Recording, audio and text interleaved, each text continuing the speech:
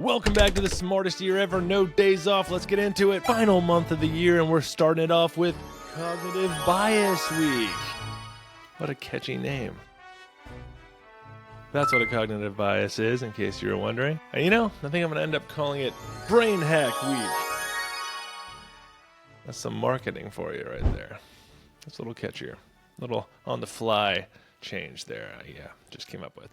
But anyway, if you haven't heard of the name of this phenomenon I'm talking about today, you're about to see it everywhere. It's not new. That's not why you're going to see it. It's just that odd feeling, when you learn a new word and suddenly you see that word everywhere. You read it in an article and you hear it on a podcast and then you see it on a billboard all within 24 hours after apparently never even seeing that word before today, Makes you start wondering if you're on like the Truman Show or something. The universe is playing a little prank on you. More if you're just finally paying attention, you're awake, you broke free from the Matrix, and now you're going to see this word that you had learned. And that's the Baader-Meinhof phenomenon, and it's also known as the frequency illusion.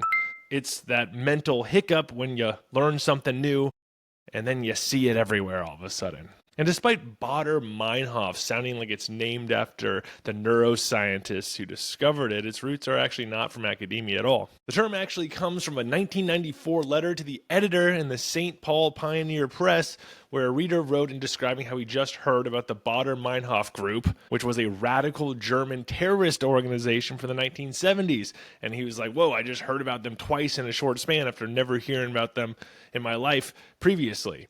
And that coincidence, it struck him as so odd that he joked that experience deserved a name, and other readers ran with it. And they were like, all right, let's call it the Baader-Meinhof phenomenon. And it stuck. And psychologists later gave it a more clinical name of frequency illusion. But the weirder label survived because it came first, and it also sounds cooler. Sounds just like a little bit more official, So what's actually going on here? Well, it's actually a tag team effort between two of your brain's favorite biases, selective attention and confirmation bias. When you learn something new, your brain quietly adds it into your eternal watch list. You suddenly start noticing it not because that thing itself has become more common, but because your mind has tuned its radar to pick it up. And that's selective attention. Then, once you start spotting it, your brain does what it always does. It reinforces the pattern. Every time you notice another example, it feels like more proof that the thing is suddenly everywhere. Meanwhile, your mind conveniently ignores all the times that it's not there. That's confirmation bias. It's the same reason why when you buy a new car, you start seeing that model all over the road, or why expecting parents. I was just at the haircut today. What do you think? All right? And there was this guy that's about to have a kid tomorrow, and he was like, yeah, man, it seems like everyone's pregnant these days. There's just babies everywhere. It's just like, well, dude, maybe you're hanging out in a lot of places where babies are, or babies are about to be, like, hospitals that are specializing in birthing babies. Again, the world hasn't changed, but your attention certainly has. And this illusion isn't just a cute little quirk. It actually has real implications. It shapes how we interpret everything from news cycles to conspiracy theories. Like, we're wired to see patterns even when they're not really there. And that's cognitively efficient. Instead of processing every single detail, your brain triages what's worth noticing. For our ancestors, that meant catching the flick of movement in tall grass or spotting ripe fruit among leaves.